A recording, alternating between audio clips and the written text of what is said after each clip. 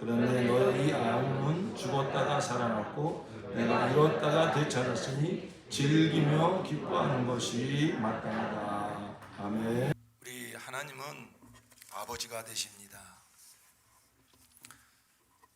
하나님은 많은 아들을 얻으셔서 그 하늘나라 아버지 집에서 영원히 함께 살기를 원하시는 참 아버지가 되십니다. 마태복음 23장 9절에 땅에 있는 자를 아비라 하지 말라. 너희 아버지는 하나이시니 곧 하늘에 계신 자이시니라. 그랬습니다.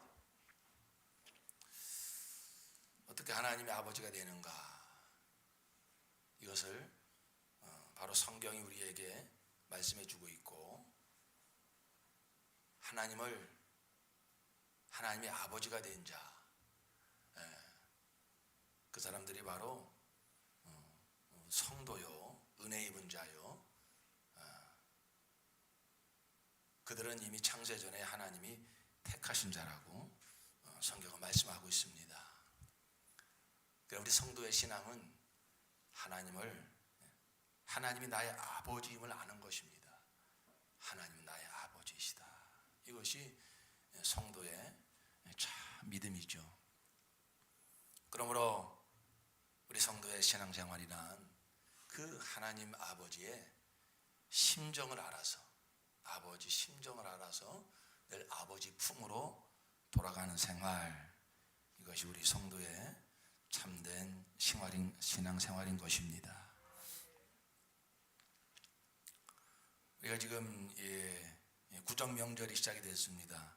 코로나 상황이지만 그래도 많은 사람들이 고향을 찾아서 이제 귀성길에 나서고 있습니다.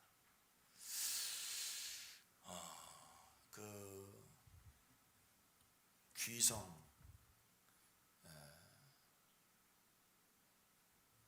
나를 낳아주신 부모님께 돌아간다,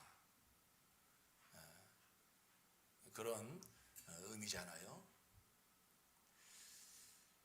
이것이 이 모든 사람과 피조물 속에 하나님이 씹어놓으신 본능입니다.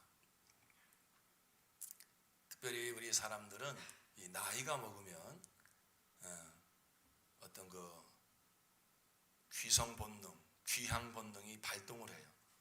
그래서 자꾸 고향으로 돌아가고 싶고, 그 부모님이 계신 그 내가 낳고 자란 고향이 그립고, 그런 본능이 일어나죠.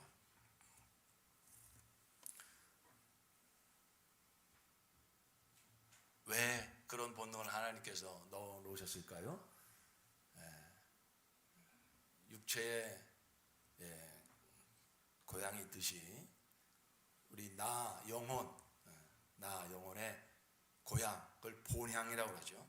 그 본향이 있음을 알게 하려 하심이고, 그리고 우리가 이제 하나님의 생명으로 거듭난 자는 바로 언젠가 아버지 집에 돌아가서 영원히 살 그 날이 좀 알아서 그 소망 가지고 살게 하려 하심이죠. 우리가 지금 이렇게 창세기를 잘 읽으시면 출애굽기 들어가셨잖아요. 그 창세기 읽다 보면은 그 대표적인 그 믿음의 조상들 아브라함, 이삭, 야곱, 요셉, 이런 분들이 그 죽을 때 유언으로 남기는 말이 있어요. 그게 무슨 말이죠? 내 뼈를 우리 저 조상의 그곳에 꼭 가지고 와서 묻어달라. 그런 유언을 꼭 남겨요. 야곱도 요셉도 창세기 48장 49장에 보면 그런 말씀들이 나와요. 창세기 49장 30절에 보면 그 묘실은 가나안 땅 마므레 앞 막벨라 앞에 있다. 그 묘실은 아브라함 어른께서 묘실로 쓰려고 햇사람 에브론에게서 밭과 함께 사두신 것이다. 거기 내 조상 아브라함과 또 그 사라가 묻혔고, 또 그 다음 때 이삭과 리브가가 묻혔고, 그렇죠. 거기에 나를 꼭 내 뼈를 갖다 거기다 묻어달라. 야곱은 그 12 아들을 전부 축복하고 맨 마지막에 그런 유언을 합니다. 거기에 또 내 사랑하는 아내 라헬이 묻혀있다. 그리고 그 요셉도 창세기 50장 맨 마지막에 내 꼭 약속해라. 내 뼈를 꼭 여기서 가지고 가서 그 조상의 그 묘에 꼭 묻어달라. 그런 유언을 합니다.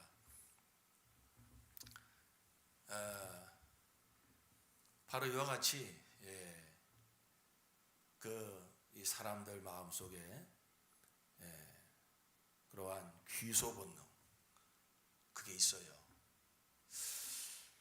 성경에 이러한 이야기가 기록이 되어진 것은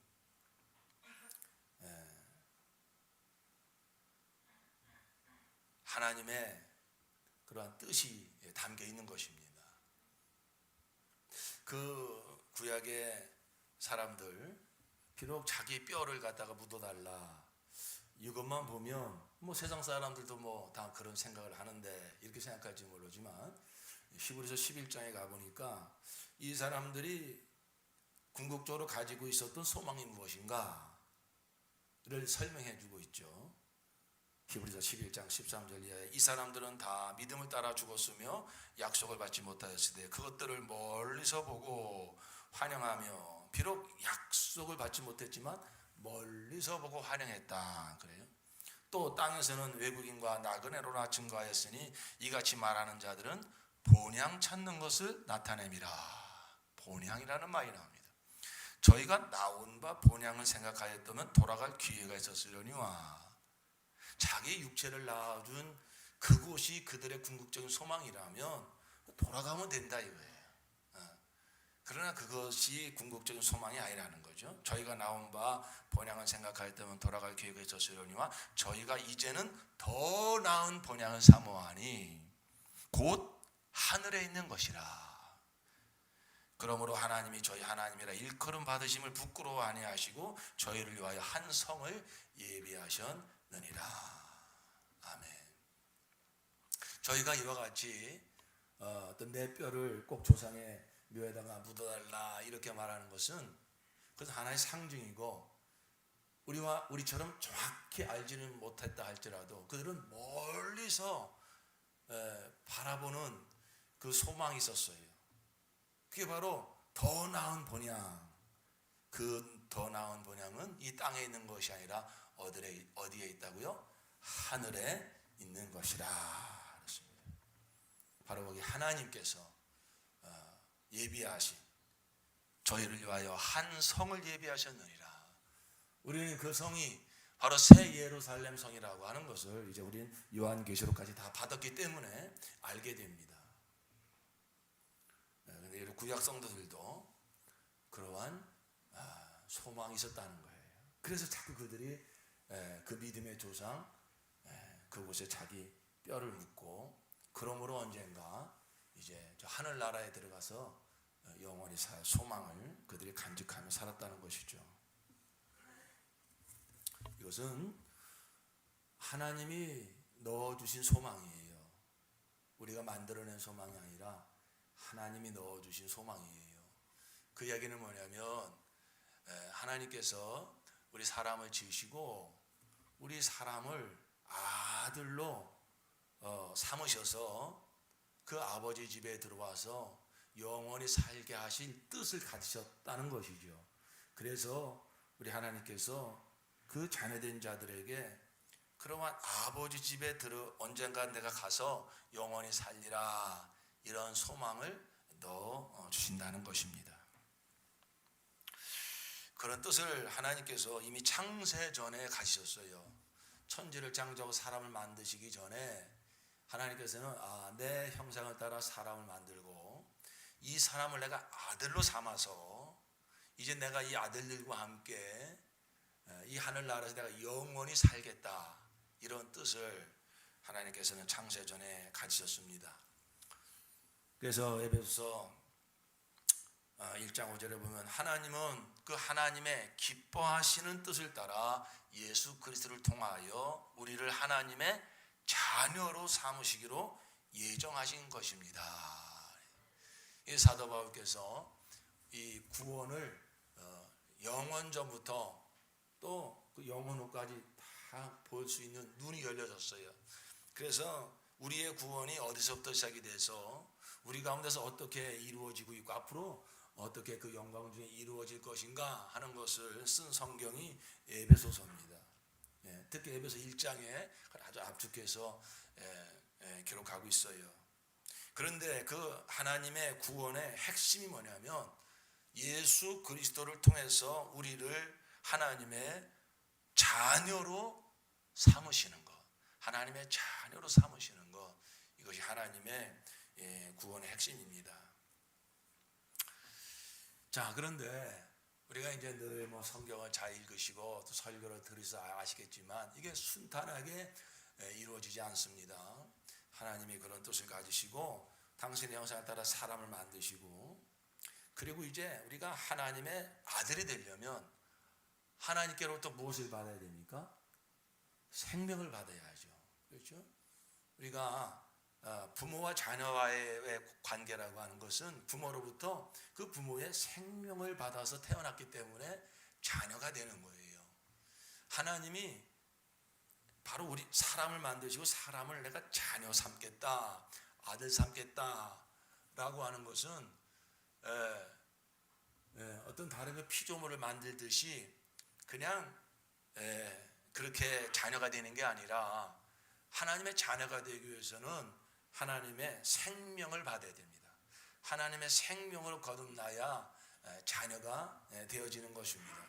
그래서 그렇게 사람을 만들고 하나님의 생명을 받을 수 있는 영을 만드셔서 결국 그 영에 하나님의 생명을 받기를 원하신 거예요. 그러나 우리가 에덴 동산 사건을 알죠. 그 생명과를 먹어 하나님의 생명을 그 영혼에 받아야 되는데 우리 그 첫사람 우리 인류자 아담은 생명과를 택한 것이 아니라 결국 무엇을 택했습니까? 선악과를 택하고 맙니다. 이 선악과를 택했다고 하는 것은 이제 내가 하나님께 종속되지 아니하고 바로 내 인생은 내 마음대로 살겠다, 내가 하나님 되어 살겠다라는 의지의 표현이에요. 그러므로 선악과를 따먹었습니다. 하나님은 그 사람을 지으시고 얼마나 기뻐하셨는지 몰라요.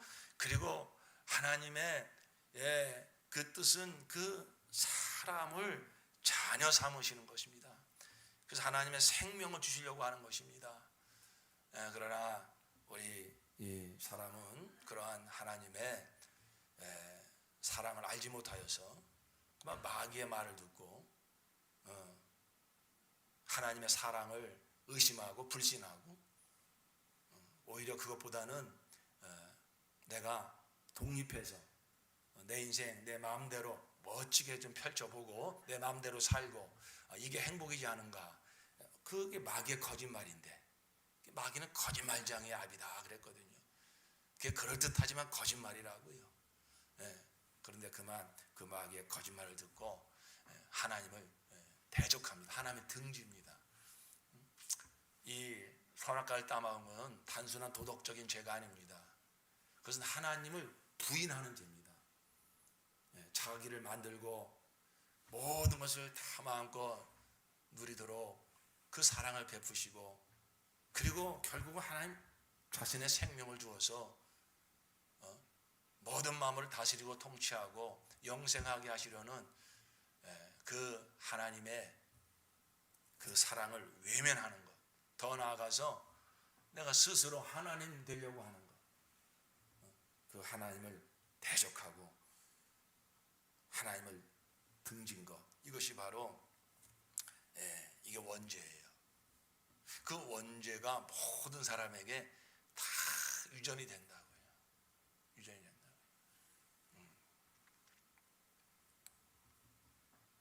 그래 그 죄성이 이게 우리가 태어나서 살면서 이게 드러나는 거예요. 하나님을 모르는 세상도 가장 아주 이것은 아주 그냥 천륜을 거스리는 죄다 이렇게 생각하는 게 뭡니까? 나라적으로 볼 때는 왕을 반역하는 것이고, 이 가정적으로 볼 때는 부모를 무시하는 것, 부모를 거역하는 것, 이걸 아주 천륜을 거스리는 죄다. 세상 사람들도 그렇게 생각을 해요. 근데 그런 죄성이 이 사람들 안에 다 있다고요. 그게 나타나는 유형이 좀 각각 다르고 좀 뭐 정도가 다를 뿐이지, 이 자라고 하는 생명이, 이게 죄의 생명인데 이게 강화가 되어지고 이 자아가 발동할 수 있는 힘이 생기고 지혜가 생기고 능력이 생기면 나도 모르게 이렇게 그 거스리는, 이 거역하는 이 죄의 속성이 확 드러나죠. 그래서 부모님의 마음을 가장 아프게 하는 건요, 돈을 못 벌어오는 것도 아니고요, 공부를 못하는 것도 아니에요. 부모를 무시하는 것, 부모를 거역하는 것.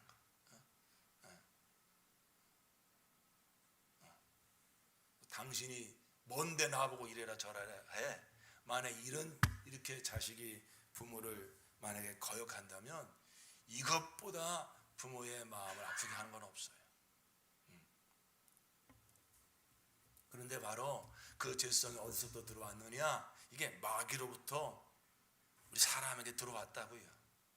그래서 자기를 만들고 자신에게 모든 생명까지 주기를 원하는 그 하나님을 대적한 죄, 그 죄가 사람에게 들어와서 바로 그러한 거역과 거스림과 이러한 죄악들이 세상에 이렇게 편만하게 된 것이죠. 그런데 우리가 이제 이 하나님의 구원의 역사를 알잖아요.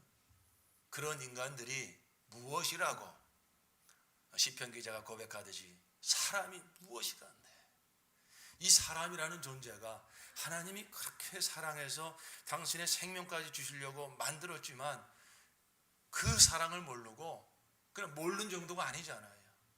무지한 정도가 아니잖아요. 그걸 대적했다고요. 거슬렀다고요.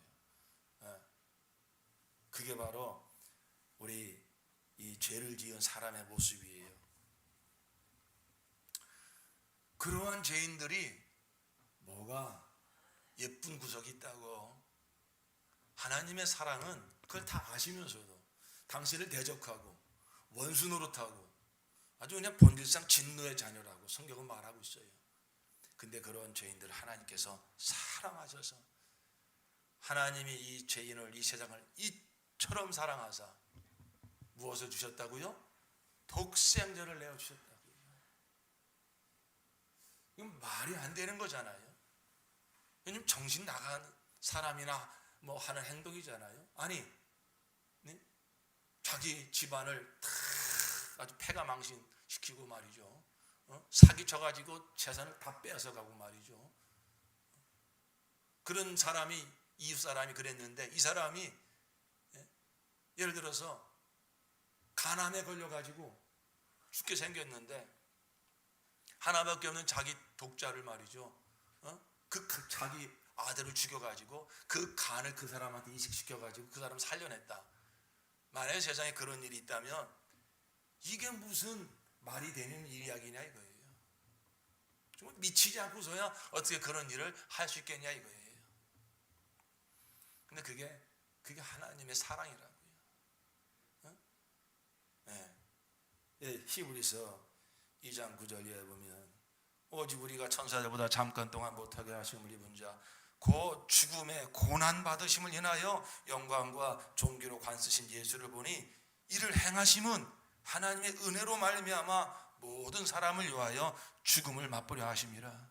만물이 나고 만물이 말미암은 자에게는 많은 아들을 이끌어 영광에 들어가게 하시는 일에 저희 구원의 주를 고난으로 말미암아 온전케 하심이 합당하도다.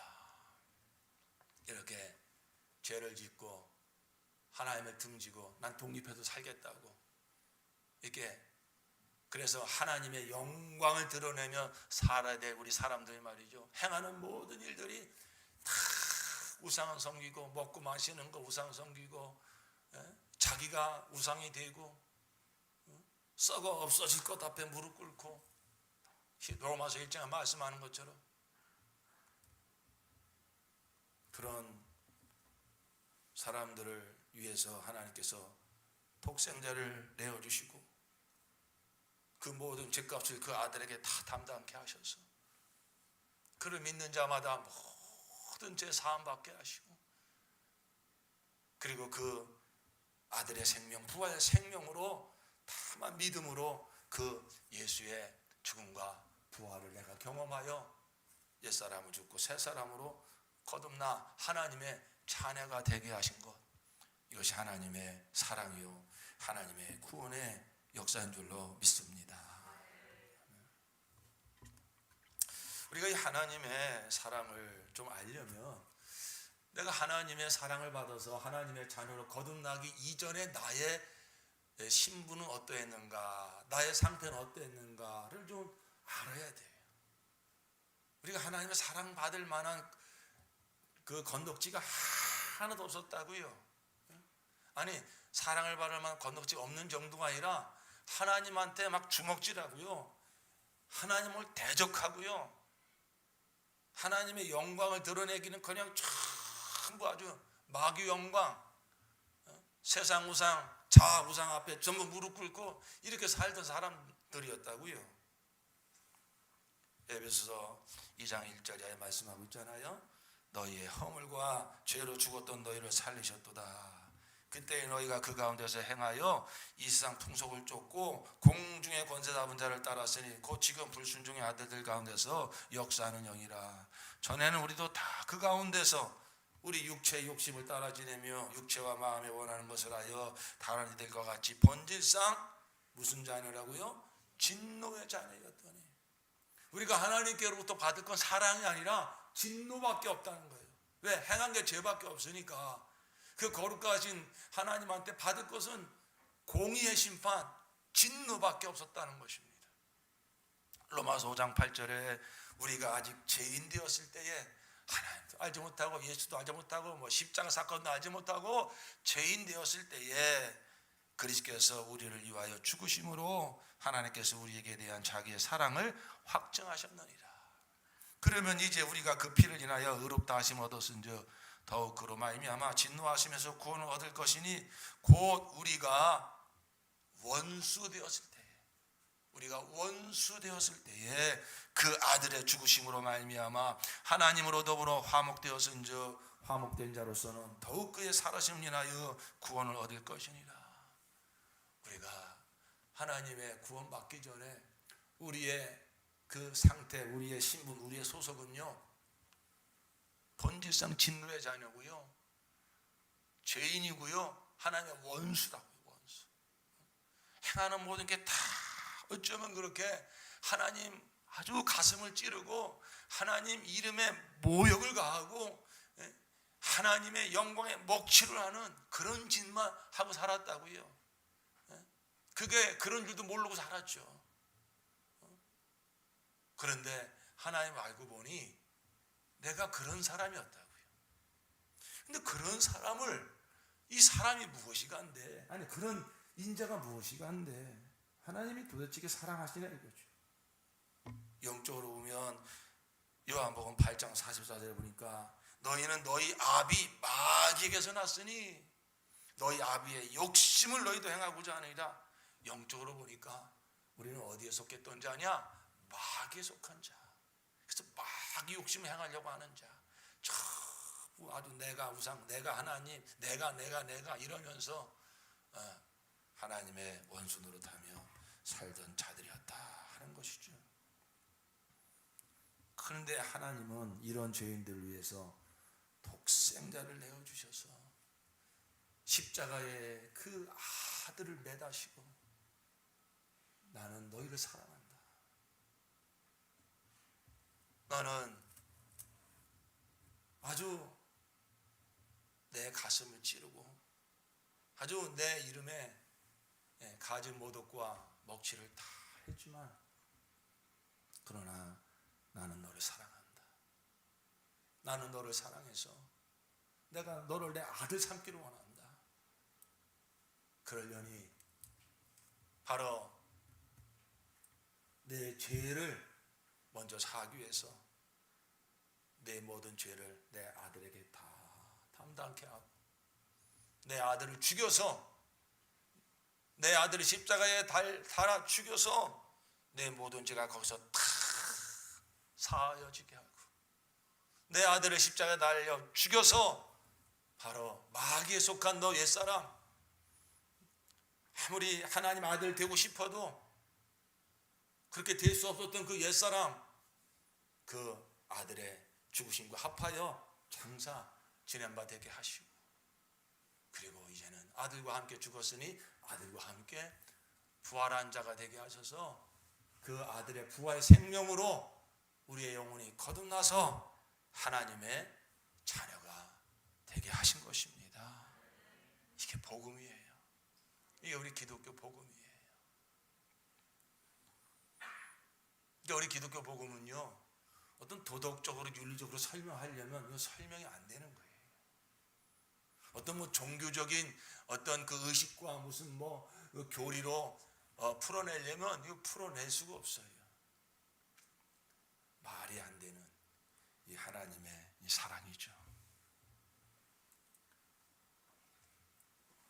그래서 우리 성도의 신앙이란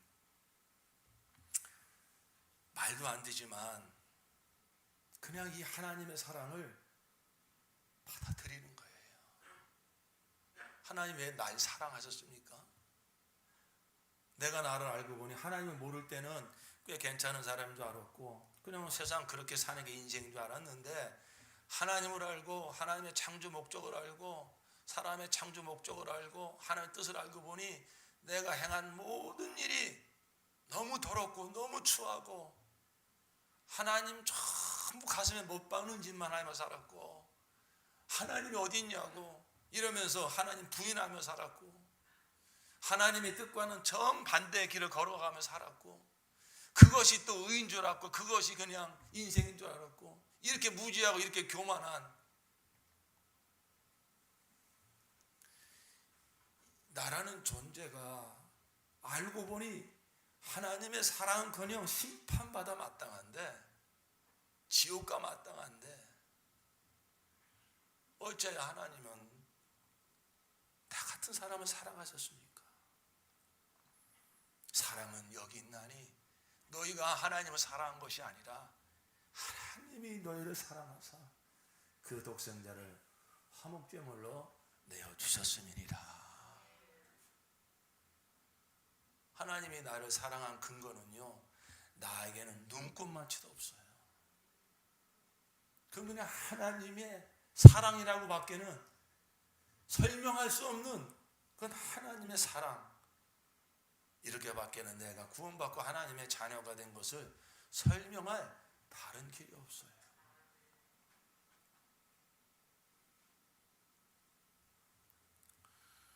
그래서 하나님이 참 기뻐하시는 건 믿음이에요. 믿음. 이 믿음이 아니고서는 하나님의 사랑을 받아들일 길이 없어요. 나의 행위나 나의 공로나 나의 무슨 열심으로 하나님의 자녀가 될 수 있는 길이 있다면 우리가 그 길을 가면 됩니다. 그런데 그런 길은 전무하잖아요. 오히려 우리가 하나님의 원수인데 하나님께서 다 이 하나님의 사랑으로 독생자를 내어주시고 우리의 모든 죄를 사해주시고 자녀 삼아주셨다고 하는 이 복음은요, 돈으로 살 수 있는 것도 아니고 열심히 뭐 신학 공부해서 터득해서 알 수 있는 것도 아니고, 그러면 이런 말씀을 듣고 성령님께서 이 복음을 이렇게 열어주실 때 그걸 우리가 깨닫고 믿는 길밖에 없어요. 믿고 받아들이는 길밖에 없어요. 받아들이니까 정말 하나님의 사랑이 내 안에 실제가 되어서 예수의 피로 내 모든 죄가 사함받은 자유와 평안이 임하고 예수의 부활 생명으로 거듭난 증거가 내 안에 진리와 성령으로 증거해 주시니 하나님을 내가 아버지로 부르게 되어 있고요. 내 영이 하나님을 아버지라 부르게 되어 있고, 그리고 점점 더 하나님이 내 아버지라는 증거가 정말 믿음으로 나아갈 때에 수많은 증거들로, 내적인 증거로 외적인 증거로 하나님이 내 아버지심을 많이 증거해 주시고, 그리고 결국 하나님 아버지 집을 향하여서 우리가 영생 소망을 가지고 살게 되는 줄로 믿습니다. 은혜 아니고서 설명할 길이 없고, 믿음이 아니고서는 하나님의 사랑을 받을 길이 없어요.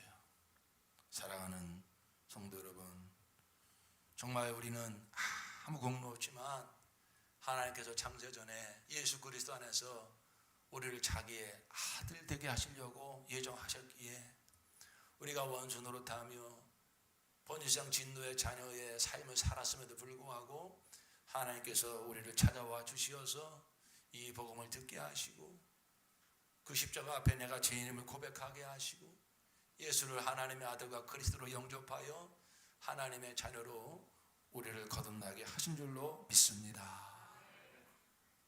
이 믿음을 놓치지 마십시오. 이것은 하나님으로 시작된 역사고, 예수의 그 보혈의 역사고, 십자가와 부활의 역사고, 성령의 역사로 말미암아 내게 이루어진 하나님의 구원, 이것이 내가 하나님의 자녀로 거듭난 것입니다. 나의 어떠함에 근거가 있는 게 아니에요. 하나님의 창조선 뜻이요, 그 뜻을 온전히 이루신 예수의 완벽한 십자가 부활의 역사요, 그것을 내 안에서 증거해 주시는 성령의 역사이시니, 바로 이 내가 하나님의 자녀로 거듭난 이 하나님의 사랑, 하나님의 구원을 조금 의심하지 마시고, 의심이 될 때마다 하나님 아버지의 영원전 뜻을 바라다 보십시오.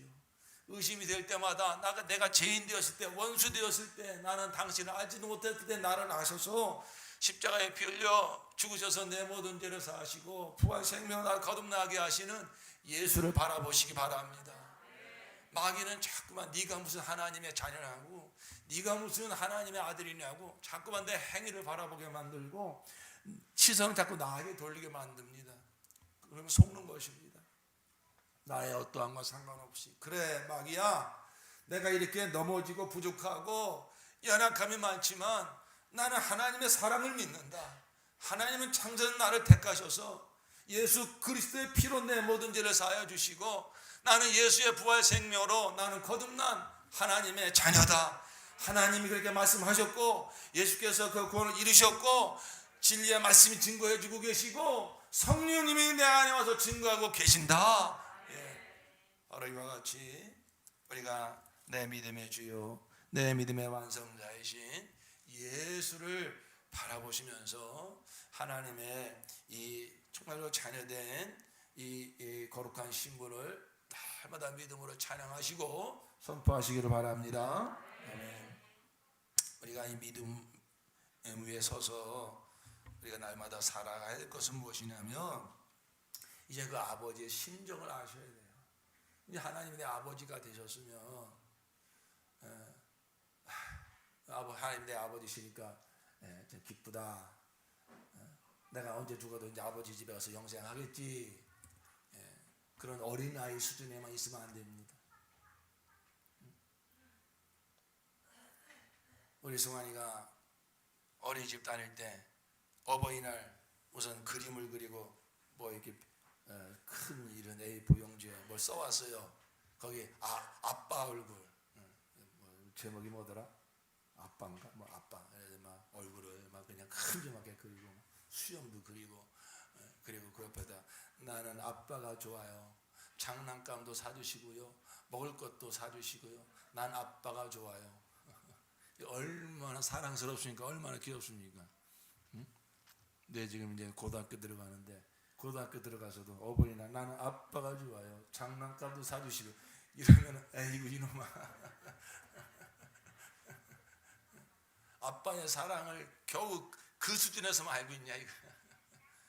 나이가 들면 이제 그 부모의 사랑도 아는 수준도 좀 성숙해져서 아빠의 이제 심정을 헤아릴 수 있는 그러한 자녀가 되어야 할 줄로 믿습니다. 우리가 이제 하나님이 내 아버지가 됐잖아요. 이건 누구도 부인할 수 없는, 사망이나 생명이나 적신이나 위험이나 칼이냐 과거나 현재나 미래이냐 예수 그리스도 안에 있는 하나님의 사랑에서 그 무엇도 끊을 수 없느니라. 예수의 피로 맺어진 관계, 이걸 누가 끊어요? 예수 공로로 맺어진 관계를 누가 취소해요? 우리는 그 믿음 붙잡고 사는 거예요. 하나님은 영원한 내 아버지예요. 그런데 이제 우리는 그 하나님 아버지 사랑을 처음부터 좀 알아가서 하나님의 기쁨이 되어야 되는데, 무엇보다도 우리는 하나님 아버지의 그 심정, 아버지의 그 심정을 알아서 그 하나님 아버지가 기뻐하시는 건 뭐냐면 그 한량없는 하나님 아버지의 그 품 안에 자꾸 안기는 거예요. 아버지 품으로 자꾸 돌아가는 거예요. 아버지 품으로 돌아가는 거예요.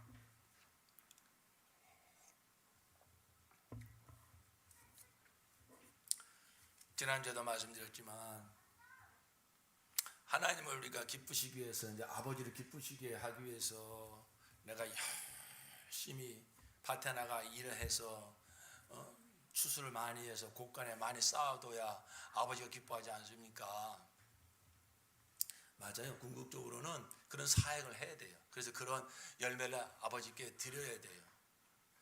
자, 그런데 우리가 이 누가복음 15장에 잘 알고 있는 이 두 아들을 가만히 생각해 보세요.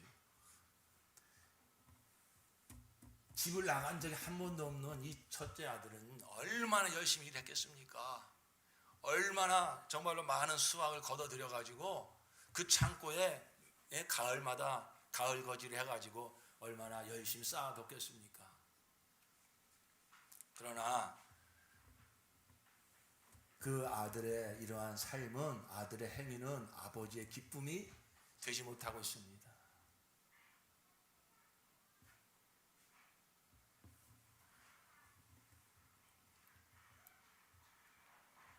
왜냐하면 그가 일을 할 때에도, 아버지를 위해서 열심히 일을 할 때에도 그 일을 하는 모든 동기가, 그 원천이 아버지의 사랑이 되어야 됩니다. 아버지의 사랑. 내가 뭔데, 나라는 존재가 뭔데 아버지가 날 이렇게 사랑하시지? 정말 그 사랑이 끝이 없구나. 그 사랑을 헤아릴 길이 없구나. 야, 내가 이 사랑하는 나를 이렇게 사랑하시는 아버지를 위해서 내가 어떻게 기쁨이 될까? 그래, 내가 열심히 일을 해서 내가 많은 열매를 거둬들여야겠다. 그래서 밭에 나가 일하면서도 아버지 사랑합니다. 아버지 감사합니다. 나 콧노래가 절로 나와. 일을 하면서도 이렇게 일을 해야, 이렇게 사역을 해야 그 사역이 아버지의 기쁨이 되는 것이고 아버지를 영화스럽게 하는 사역인 줄로 믿습니다. 누가 정말 그렇게 사역할 수 있느냐? 아버지 사랑을 정말 한번 깊이 경험한 사람, 그 아버지의 사랑을 그 마음 깊은 곳까지 들어가서 그 사랑이 얼마나 깊은 사랑인지 한번 깨달은 사람, 그 사람이 이렇게 무슨 일을 해도 투덜거리지 않고 불평하지 않고 정말 아버지의 기쁨이 되는 삶을 살 수가 있는 거예요. 이 큰아들은 열심히 일은 했지만 우리가 이제 이 말씀을 쭉 보면 알잖아요.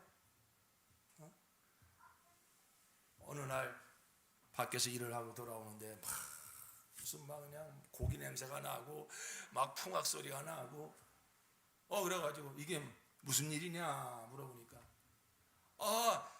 당신 동생이 죽은 줄 알았던 그 동생이 돌아왔습니다. 그래가지고 당신 아버지가 기뻐가지고 저렇게 송아지를 잡고 동네 사람들 다 불러가지고 지금 잔치를 벌이고 있습니다. 그러니까 이 큰아들 어떻게 했습니까? 집에도 안 들어가는 거예요. 막 그냥 막 우라통이 터져가지고서 막 그냥 불평불만하고 이럴 수가 있는가 막 씩씩거리고 있어요.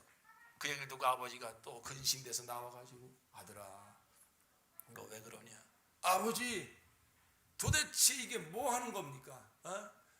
나는 한 번도 집을 나간 적도 없고 뼈 빠지게 아버지 밑에서 열심히 일하는데 당신이 나한테 송아지 한 마리 아니 염소 한 마리 잡아준 적 있습니까? 근데 저놈은 막 욕이 나와요. 저놈의 새끼는 도대체 뭔데? 아버지 재산 다 가지고 나가서 말이죠. 다 탕진하고 산거지가 돼가지고 돌아왔는데 도대체 아버지 저놈이 도대체 뭐길래 이렇게 큰 잔치를 벌려줍니까? 그러잖아요, 그죠? 그러니까 아버지가 얘야, 이 집에 있는 모든 게 다 내 것인데 왜 그런 원망을 하느냐? 성도 여러분, 이 비유를요 예수님께서 어떤 상황 속에서 이런 비유를 말씀하신지 아십니까? 1절 2절 말씀 보실까요? 15장 1절 2절 시작. 세리들과 죄인들이 모두 예수의 말씀을 들으려고 그에게 가까이 몰려들었다. 바리새파 사람들과 율법학자들은 투덜거리며 말하였다. 이 사람이 죄인들을 맞아들이고 그들과 함께 음식을 먹는구나. 지금 예수님 앞에 누가 있냐면 세리하고 죄인들이 있고요, 한 옆에는 바리새파 사람들하고 율법학자들이 있어요. 그러면서 이 자칭 의롭다고 생각하는 이 바리새파 사람들, 율법학자들이 예수님을 자꾸 흉보고 욕하는 게 뭐냐면 저가 뭐 하나님의 아들이라고 선지자라고 하면서 왜 자꾸 죄인들하고 가깝게 지내느냐? 죄인들하고 같이 밥을 먹느냐? 왜냐하면은 아주 자칭 의롭다고 생각하는 이 유대인들은요 죄인들하고 가까이 하면 그걸 죄라고 생각했으니까요. 그러니까 하나님을 오해하고 있는 거예요. 그러자 예수님께서 그래서 예수께서는 그들에게 이 비유를 말씀하셨다. 그러면서 세 가지 비유를 말씀하잖아요. 한 마리 잃어버린 양, 99마리 양보다 한 마리 잃어버린 양을 찾은 그 목자의 기쁨이 얼마나 큰지 아느냐? 그 10드라크마 중에서 한 드라크마를 찾은 그 주인의 기쁨이 얼마나 큰지 아느냐?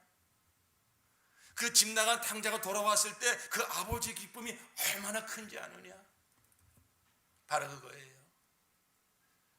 하나님의 기쁨은 바로 하나님의 사랑의 대상으로 지음받은 사람이 하나님을 떠나서 하나님 모르고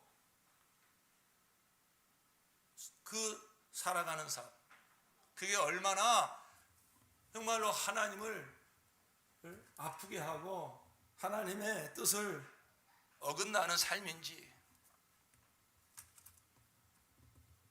하나님은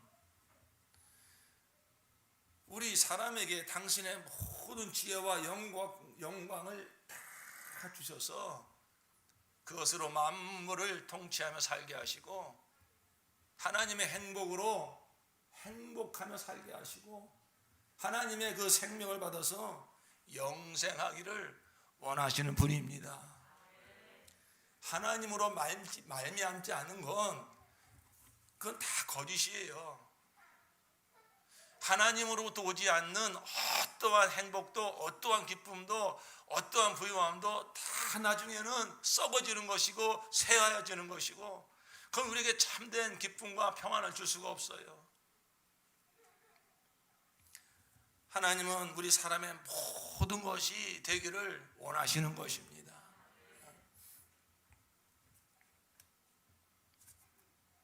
그런데 많은 사람들은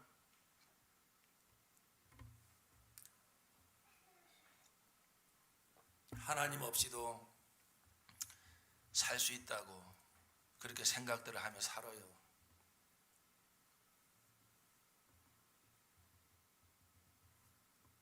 하나님은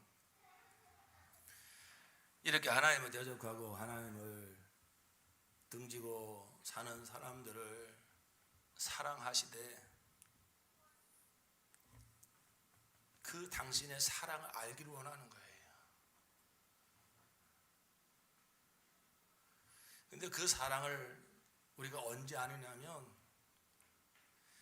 이렇게 잃어버린 자가 됐을 때,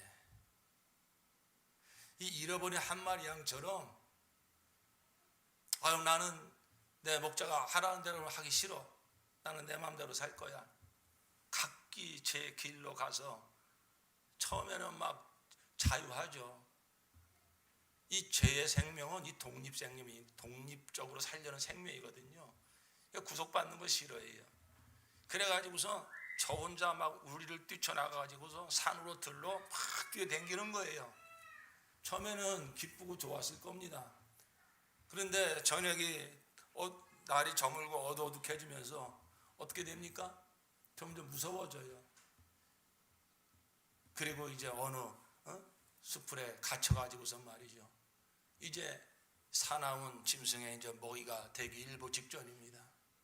그제서야 정말로 내가 왜 이런 어리석은 짓을 했지? 야, 나는 이제 죽게 생겼구나. 야, 나는 내 인생을 책임질 능력이 없구나. 이제 어떡하지?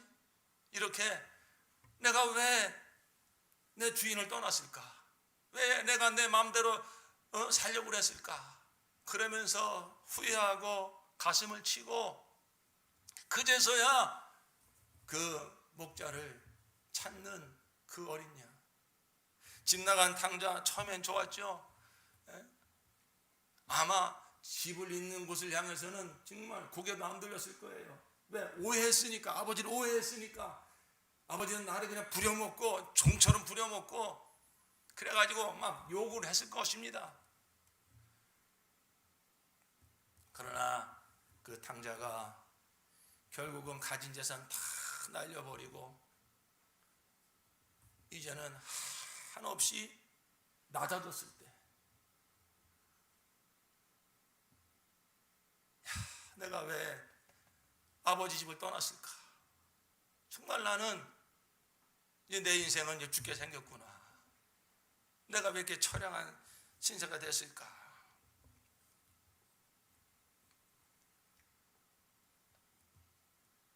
그렇게 되었을 때 이제 아버지 집으로 돌아가자. 내가 아버지 품으로 돌아가자. 그 모습을 아버지가 기뻐한 거예요. 아버지는 자식에게 모든 걸 다 주고 싶은데 이 자식은 아버지로 말미암아 사는 존재인데 아버지 없이도 살 수 있다고 그 마음에 아버지 사랑이 없어요. 아버지 사랑이 들어갈 공간이 없어요. 전부 자기가 잘나서 산 거예요. 내가 열심히 일해서 버는 거지 뭐 이렇게 생각하는 거예요. 그런데 아버지는 그 자식의 모든 것이 되기를 원하는데 자기가 잘났다고 생각하니까 나도 뭐 할 수 있다고 생각하니까 아버지를 전적으로 의존하고 아버지를 신뢰하는 마음이 없어요. 그러나 이와 같이 이제 아버지를 등지고 나가서 내 마음대로 살겠다고 나가서 이렇게 낭패를 당하고 이렇게 어려움을 당하고 그 지점에 도달하니까 이제 내가 아버지 집으로 돌아가야겠다. 나 아버지 없이는 살 수 없는 존재구나. 이러한 마음을 가지고 아버지 집으로 돌아왔을 때 아버지는 그 모습이 그러한 마음을 가지고 돌아온 게 너무너무 기쁜 거예요. 그 존재 자체로 아버지는 너무 기쁜 거예요. 왜? 아버지는 그 아들이 이제 우리 다 떠나서 하나님과 우리 사람의 관계로 생각해 보자고요. 하나님과 나의 관계로 생각을 해보자고요. 우리가 하나님을 떠나서 얼마나 교만하고 얼마나 무지하고 얼마나 정말로 자기 육체의 정욕대로 살고 욕심대로 살고 그걸 하나님이 모르실까요? 다 아세요. 다 아시면서도 그걸 다 하나님이 감내하시면서 다 참으시면서 기다리시는 거예요. 그럼에도 불구하고 하나님은 끝까지 찾으시는 거예요. 다 아시면서도. 언젠가는 이제 나 없이는 살 수 없는 그 지점을 네가 만날 것이고, 거기서 너의 그 교만이 깨질 것이고, 너의 그 자고함이 무너질 것이고, 그러면 내 생각이 나겠지. 그러면 내 집으로 돌아오겠지. 그래, 나는 그때까지 너를 기다리겠다. 그리고 하나님 아버지는 그때까지 우리를 기다리신 거예요. 이 집 나간 아들을 아버지가 날마다 문 밖에 나와서 멀리 바라보면서 오늘이나 돌아올까, 내일이나 돌아올까 늘 기다리는 것처럼, 우리 하나님 아버지께서 저와 여러분을 인생을 다 아시면서도 우리가 얼마나 죄악 가운데 살고, 얼마나 육체적으로 살고, 얼마나 자기를 우상시하며 살아가는지 다 아시면서도 우리 하나님께서는 끝까지 기다리신 겁니다. 그래서 어느 순간 어느 날 정말 하나님 앞에 무릎 꿇고 회개하고 돌아온 그날, 99마리 양보다 나는 주의 말 잘 듣고 있습니다. 그러한 상태로 있을 때는 그 목자의 사랑이 뭔지 몰라요. 나는 아버지 한번 나간 적도 없어요. 나는 아버지 하는 대로 다 잘하고 있어요. 이런 아들은 아버지 사랑이 뭔지 몰라요.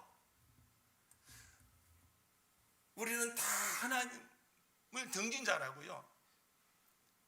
그런데 우리가 어느 날 그 하나님의 사랑 앞으로 돌아가는 지점이 와요.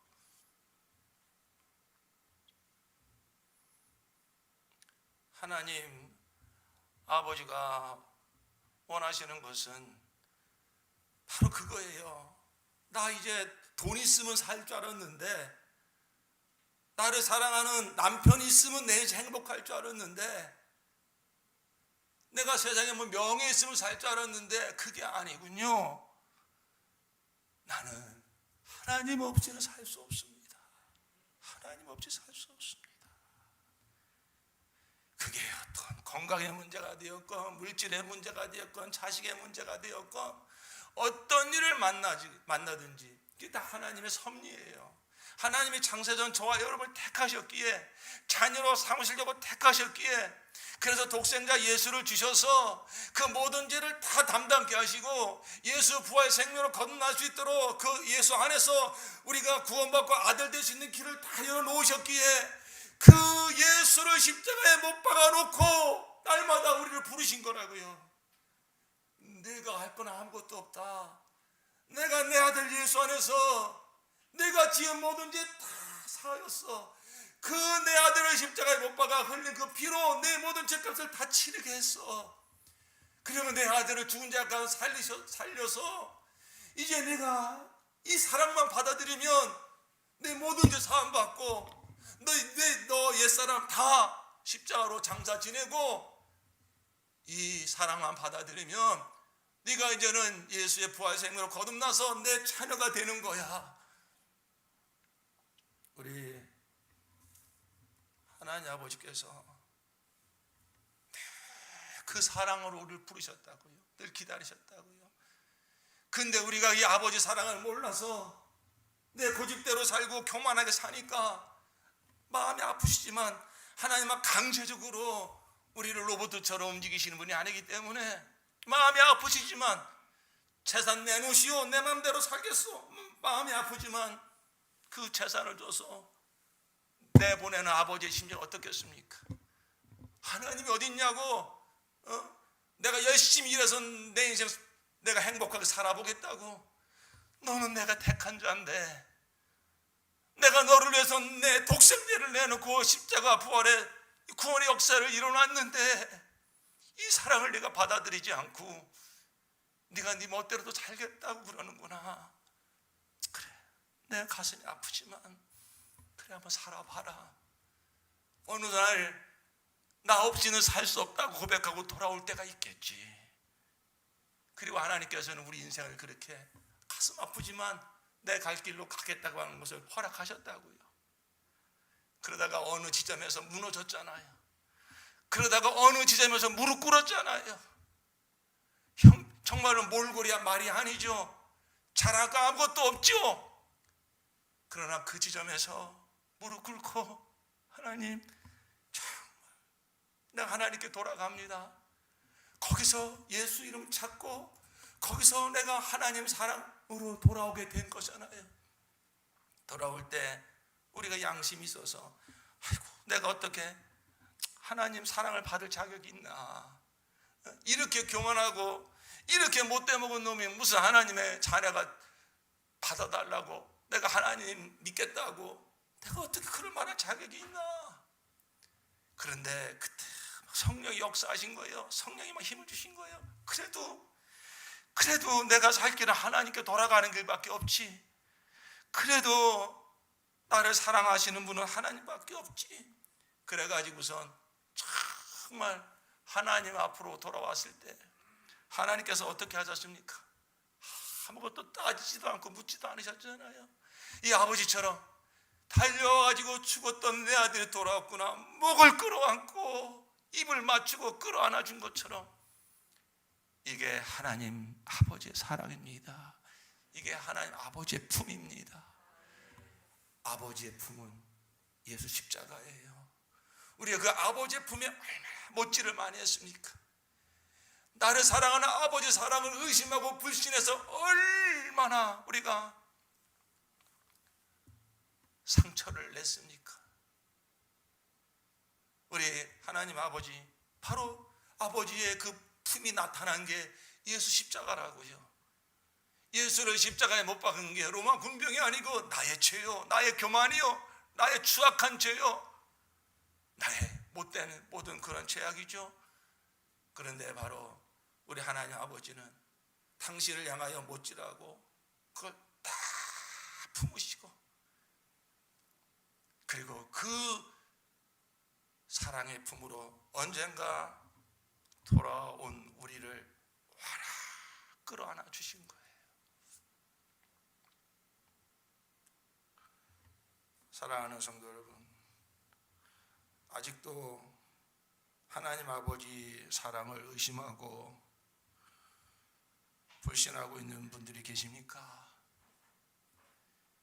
이제 아버지 품으로 돌아오십시오.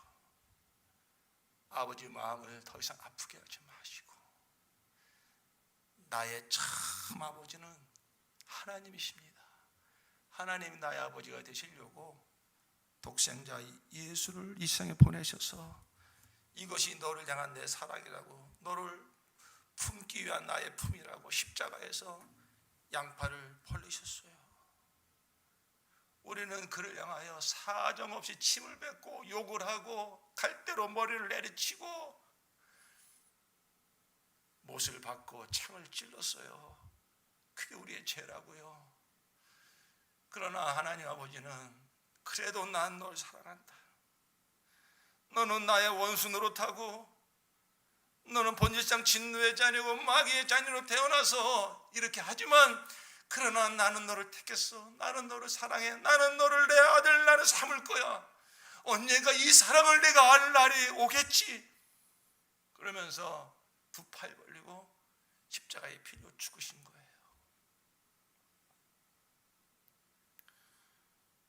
이제 그 나의 참 아버지가 되시기 위해서 이 땅에 오셔서 십자가에 피 흘려 죽으신 그 사랑을 아직 경험하지 못한 분이 계십니까? 그 사랑만이 진짜예요. 하나님께서는 그 사랑 알게 하시려고 여러분이 의지하고 여러분이 기대를 하고 있는 것들 때로 막으시는 거예요. 그 무너지게 하시는 거예요.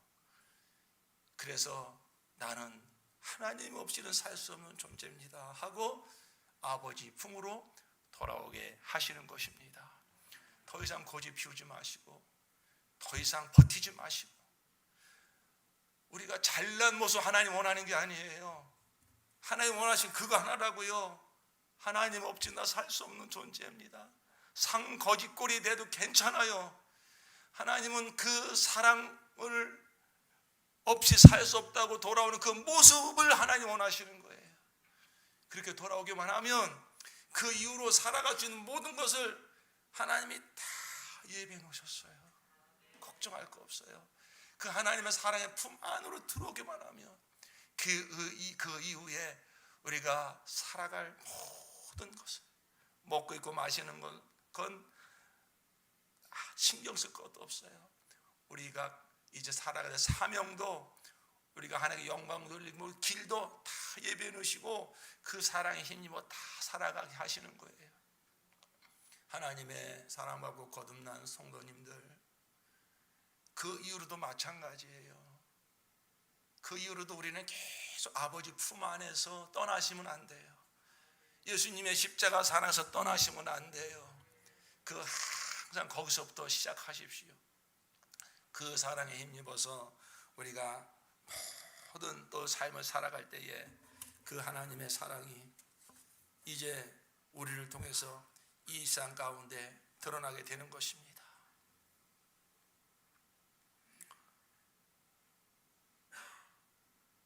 구약시대 때 이 하나님의 사랑을 많이 알고 그 삶으로 드러낸 다윗이라고 하는 왕이 있습니다.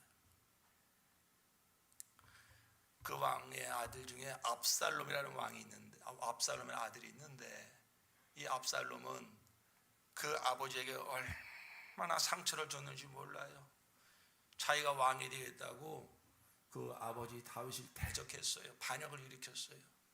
그리고 그 아버지가 살던 그 예루살렘 성전에, 아니 그 왕궁으로 들어와 가지고요, 물론 이제 후처지만은 아버지의 부인을 10명이나 대낮에 강간을 했어요. 그래서 아버지가 피신해서 도망갔어요. 나중에 요압이라고 하는 부하 장군이 이제 그 압살롬의 군대와 싸워서 압살롬을 쳐 죽였어요. 이 보고를 빨리 다윗 왕에게 가서 보고해라. 그러니까 부하가 막 신나서 드디어 우리가 이제 저 반역자, 저 압살롬을 다 이제 죽이고 저 압살롬을 죽였다는 소식을 전하려고 부하가 다윗 왕궁으로 달려갔어요. 사무엘하 18장 19장에 나오는 이야기예요. 이 다윗 왕이 멀리서 바라보는데 먼지를 막 일으키면서 막 부하 한 사람이 달려오니까 그를 만나자마자 뭐라고 물어봅니까? 전쟁에서 이겼냐? 그게 아니에요. 내 어린 손은 압살롬은 어떻게 되었냐? 그건 잘 모르겠습니다. 하여튼 그 첫 번째 온 부하는요, 그 압살롬이 죽었는지 안 죽었는지 모르고 그냥 전쟁에 이겼다는 얘기만 전하려고 온 거예요. 우리가 이겼습니다. 근데 이 다윗 왕 그렇게 기뻐하지도 않아요. 그 뒤에 또 한 명 부하가 막 달려옵니다. 만나자마자 뭐라고 묻습니까? 내 어린 소년 압살롬은 어떻게 되었냐? 그러니까 이 부하가 이 다윗의 마음을 헤아릴 길이 없죠. 왕께 반역한 자들은 다 압살롬처럼 다 저렇게 죽기를 원합니다. 죽었다는 거죠. 그러자 이 다윗 왕이 어떻게 했습니까? 이 반역자가 죽었구나. 그 좋아했습니까? 아닙니다. 성으로 올라가더니 대성통곡을 하면서 왕은 이 말을 듣고 마음이 찢어질 듯이 아파서 성문 위에 다락방으로 올라가서 울었다. 그는 올라갈 때에 내 아들 압살롬아, 내 아들아, 내 아들 압살롬아, 너 대신에 차라리 내가 죽을 것을 압살롬아, 내 아들아, 내 아들아 하고 울부짖었다. 이게 하나님 아버지의 마음이라고요. 우리가 압살롬보다 더 잘난 것도 없어요. 우리가 얼마나 하나님을 욕보이고 얼마나 하나님의 영광을 가리고 살았는지 몰라요. 그럼에도 불구하고 하나님은 괜찮아. 그래도 난 널 사랑한다. 너의 지은 모든 죄악을 내가 다 담당한다. 이 모든 죄악이 너를 정죄하지 못하도록, 너를 내가 자책감 가지고 살지 않도록, 마귀가 너를 참소하지 못하도록, 율법이 정죄하지 못하도록, 그 무엇도 이 죄악이 너와 나 사이를 가로막지 못하도록 내가 내 아들을 내어놓고 내 아들의 십자가에 달려 죽여서 너의 모든 죄를 내가 다 사한다. 이 사랑을 알고 돌아와라. 돌아오기만 하면 돼. 이 사랑을 받아들이기만 하면 돼. 나는 양심이 안 됩니다. 내가 어떻게 하나님의 욕보인 자인데 하나님께 돌아옵니까? 아니야. 그 모습 그냥 돌아오면 돼요. 뭘 많이 금이 환영하고 뭘 많은 거 싸가지고, 아니야, 내가 원하는 건 그게 아니야. 네 있는 모습 그대로 돌아오기만 하면 돼. 내 사랑을 받기만 하면 돼. 다윗이 자기를 욕보인 아들 향해서 그렇게 압살롬 요압이라는 부하가 나중에 와서 따집니다. 아니 왕이시여, 그게 무슨 말씀입니까? 그러면 우리가 이 반역자 아들을 대신하여 다 죽으면 좋겠습니까? 요압의 말은 논리적으로 옳지만은 그는 아버지의 마음, 그 사랑을 이해하지 못한 거예요. 다윗의 가슴 속에 담긴 그 그리움과 그 사랑과 그 고통을 요압은 알지 못했습니다. 저와 여러분을 사랑하시는 하나님의 사랑에는 논리와 이유가 없어요. 내가 너를 위해 죽는 게 낫다. 그게 바로 우리를 향한 하나님의 사랑입니다. 그래서 독생자를 죽이신 거예요. 그리고 그 사랑을 다 이뤄놓고 우리를 부르시는 거예요. 사랑하는 성도 여러분, 우리가 그 사랑받아 구원받아 하나님의 자녀가 되었으니 이 아버지의 사랑을 한순간도 놓치지 마시고 그 무한하신 아버지의 품 안에 늘 안겨서 그 사랑에 힘입어 행하는 모든 일이 하나님의 기쁘심이 되고, 그리고 나를 통하여 잃어버린 한 영혼을 또 하나님이 찾기를 원하시니 내 주위에 나를 통하여 하나님이 찾기 원하시는 한 영혼을 찾아가 이 사랑 전하여서 또 하나님의 자녀되게 하는 이러한 하나님을 기쁘시게 하는 삶을 살다가 하나님 아버지 내 영혼 부르실 때에 아버지 집에 우리가 영광 중에 들어가는 저와 여러분 되어지기를 예수 이름으로 축원합니다. 기도합시다.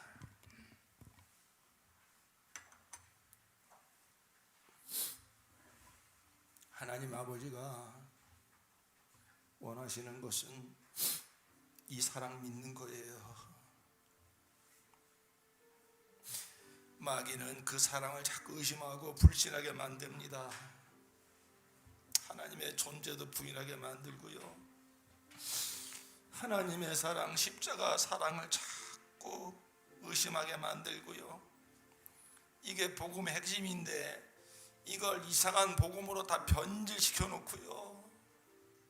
기복신앙으로 자꾸 병들게 만들고요. 사랑하는 성도 여러분, 이 시간도 하나님 아버지 우리를 부르십니다. 저는 하나님 앞에 나갈 자격이 안 됩니다. 내 모습은 너무 부끄럽습니다. 아니에요. 오히려 그 모습을 하나님 기뻐하시는 거예요. 하나님 없이도 살 수 있다고 이 큰아들처럼, 이 율법학자들처럼, 바리새인처럼. 아니에요. 하나님 원하시는 건 그게 아니에요. 무너지고 쓰러지고 돼지 쥐염 열매나 먹는 이러한 처량한 시대가 되었을 때 거기서 끝나는 게 아니라, 그럼에도 불구하고 이제 나는 하나님 없이는 나 살 수 없구나, 이 마음 가지고 있는 모습 그대로 돌아오는 것, 하나님이 그거 원하십니다. 그러면 하나님께서 다 씻기시고 입히시고 다 채워주십니다. 모든 게 하나님 품 안에 다 들어있습니다. 아무 걱정하지 마시고 있는 모습 그대로 오직 한 가지 마음, 나 하나님 없이 살 수 없어요. 나 하나님 없이는 살 수 없는 존재입니다. 내 있는 모습 그대로 나아가오니 하나님 아버지 나를 받아 주시옵소서. 아버지의 그 넓은 품으로 내가 안깁니다. 주여 모든 의심과 불신을 다 내려놓고 내가 무엇을 할 수 있다고 생각한 모든 교만과 고집을 다 내려놓고 이 탕자처럼 아버지 집으로 돌아갑니다. 아버지 품으로 들어갑니다. 아버지 나를 안아 주시옵소서. 우리 다 같이 한번 믿음으로 아버지 우리 한번 부르짖고 기도하시겠습니다. 아버지